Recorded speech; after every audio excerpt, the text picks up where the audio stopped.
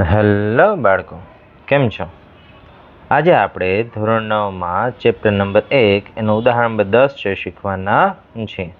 હવે એની અંદર આપણને કહે છે કે ભાઈ 1/7 અને 2/7 વચ્ચેની એક અસમય સંખ્યા શોધો. એટલે કે આપણે 1/7 અને 2/7 વચ્ચેની કોઈ પણ એક અહીંયા અસમય સંખ્યા લખવાની છે. તો સૌથી પહેલાં તો શું કરીએ કે ભાઈ 1/7 અને 2/7 એની દશાંશ અભિવ્યક્તિ શોધી લઈએ, મતલબ કે એનું અંશ અને છેદવાળું સ્વરૂપ છે આપણે ગોતી લઈએ. તો કે 1/7 માટે સૌથી પહેલાં તો આપણે 1 ને 7 વડે ભાગીએ. ધારો કે 1 ને આપણે 7 વડે ભાગાકાર કરીએ તો કે 7 નો ઘડિયો 1 આવે ત્યાં સુધી પણ 7 ના ઘડિયામાં 1 ના આવે એટલે 0 પોઈન્ટ અહીંયા 0 ઉતારીએ. 7 એકા 7, 3 વધશે, ઉપરથી ઉતારે 0, 7 ચોક 28, 2 વધશે, ઉપરથી ઉતાર્યા 0, 7 દુ 14, 20માંથી 14 આપણે બાદ કરશું એટલે આપણને 6 મળશે. 0, 7 અઠ્ઠા 56, 4 વધશે, ઉપરથી ઉતારે 0, 7 પંચા 35, 5 વધશે, ઉપરથી ઉતારે 0, 7 7 49, એટલે 50માંથી આપણે 49 બાદ કરી દઈએ એટલે આપણને 1 મળશે અને શરૂઆતમાં 1 જ હતા એટલે અહીંથી સંખ્યા છે બધી રિપીટ થશે. એટલે આનો આપણે 12 કહેવું હોય તો કહી શકાય. એટલે કે 1/7 બરાબર શું મળ્યું તો કે 0.142,857 નો 12. એટલે અહીંયા લખીએ કે ભાઈ 1/7 બરાબર 0.142,857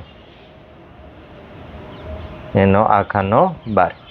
ચલો હવે આપણે 2/7ની કિંમત શોધવી છે, પણ 2/7ની કિંમત આપણે 1/7 ઉપરથી શોધી લઈએ. ધારો કે આનો એક દાખલો છે આપણે સ્વાધ્યાયમાં કર્યો તો કદાચ તમને યાદ હોય તો.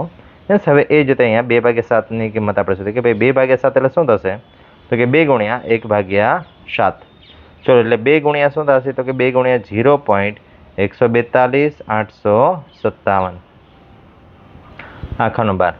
ચલો હવે અહીંયા આપણે ગુણાકાર કરી દઈએ 2 વડે છેલ્લેથી ગુણાકાર કરીએ. 2 ગુણ્યા 7 7 દુ 14, 14 નો ચોકડો વધી પડે 1, 2 ગુણ્યા 5 2 પંચા 10, 10 ને 1 11 વધી પડે 1, 2 ગુણ્યા 8 2 અઠ્ઠા 16, 16 ને 1 17 વધી પડે 1, 2 દુ 4, 4 ને 1 5, 2 ચોક 8, 2 એકા 2 અને પોઈન્ટ અને આગળ 0.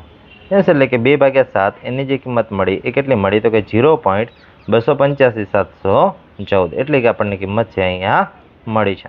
ચલો હવે અહીંયા આપણને ખ્યાલ છે કે ભાઈ 1/7 એની કિંમત 142 પોઈન્ટ સમથિંગ છે અને 2/7 એની કિંમત છે 285 પોઈન્ટ સમથિંગ છે. એટલે 142 અને 285 વચ્ચે અનંત સંખ્યાઓ આવે અને એમાંથી કોઈ પણ એક સંખ્યા છે આપણે લખી નાખીએ.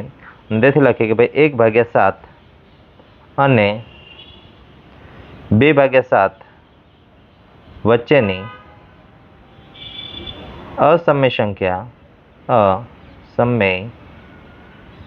સંખ્યા 0. ધારો કે 15 પછી 1 0 કરીએ પછી 15 એટલે કે 150, 142 અને 285 વચ્ચે આવી જશે. પછી 15 2 0 કરીએ, 15 3 0 કરીએ એટલે આમાં કોઈ જ અંકો છે પાછા રિપીટ થતા નથી. એટલે આ એક અસમય સંખ્યા છે આની વચ્ચે મળે છે. આવી તો અસંખ્ય અસમય સંખ્યાઓ મળે. આના સિવાય પણ તમારે બીજી કોઈ અહીંયા લખવી હોય તો તમે લખી શકો છો. યસ, થેન્ક યુ બાળકો. મળીએ નેક્સ્ટ વિડીયોમાં નેક્સ્ટ ઉદાહરણ સાથે.